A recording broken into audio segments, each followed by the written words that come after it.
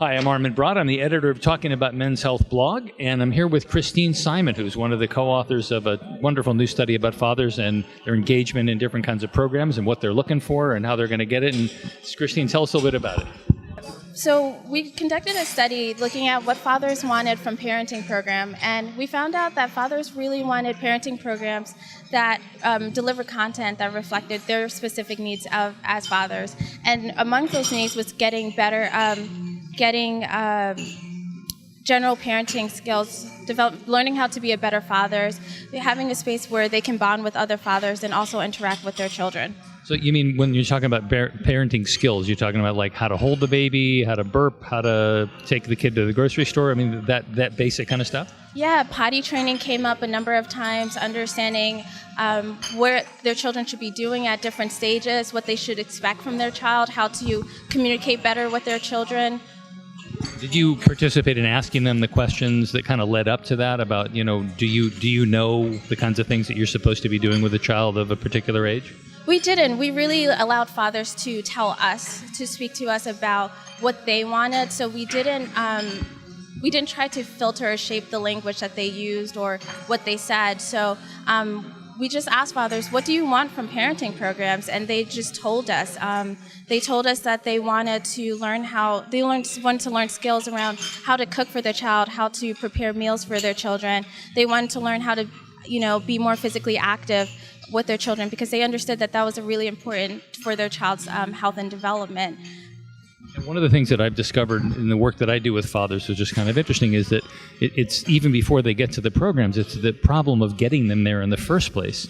And part of it is, they teach this class for expectant fathers, and they have a folder that goes with it, and it's got a little label on it that says for expectant fathers. But the folder is a beautiful folder, and it's the Women and Children's Center. And you think, well, wait, that sort of tells you in a way that you're not completely being thought of. You're an afterthought in a way. And did you find that when you were talking to these guys that they'd like to hear about it in a kind of dad-friendly way? Absolutely. The biggest recommendations that we made from the study that we saw was that fathers really wanted to be included in not just the content, but they also want to be included in the process. And so for fathers, they really wanted to hear about, to see themselves also represented when the discussions were happening around parents. Some fathers talked about how they had signed up for parenting programs, they were going, but they felt that they weren't a part of the conversations, and so they felt like exclusive. And so it's really important that parenting programs include fathers, not just in saying that they can show up or to bring your partner, but that from the inception that they're even being considered when developing the content, what the program is called. We have a program that has parents, but it's mostly made up of mothers. And fathers are not being able to engage with other fathers. And that was another thing that they wanted to see. They wanted to have a space where they can bond with other fathers and their children and talk about things that related to their parenting needs as fathers. So you got all this great data about what dads want. Are you going to take it to the next step, do you think, at some point and actually come up with some recommendations? Because I think that's going to be an important part of it, is not only that dads want to be included, but how do you do that? Because I know that, for example, there's studies about this. If you send a note home to dads of school-age kids and you say there's a parent-teacher conference, they read that as that's for mom. They don't really see themselves in there. So how are we going to be able to specifically address these issues with dad?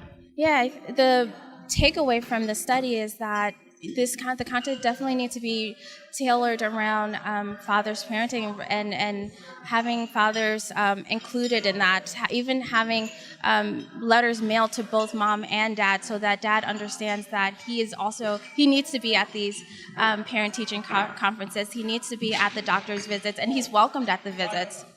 And did you notice whether there was any difference in whoever is facilitating the group that the dads are at, whether it's a man or a woman? Does it help to have a man doing it?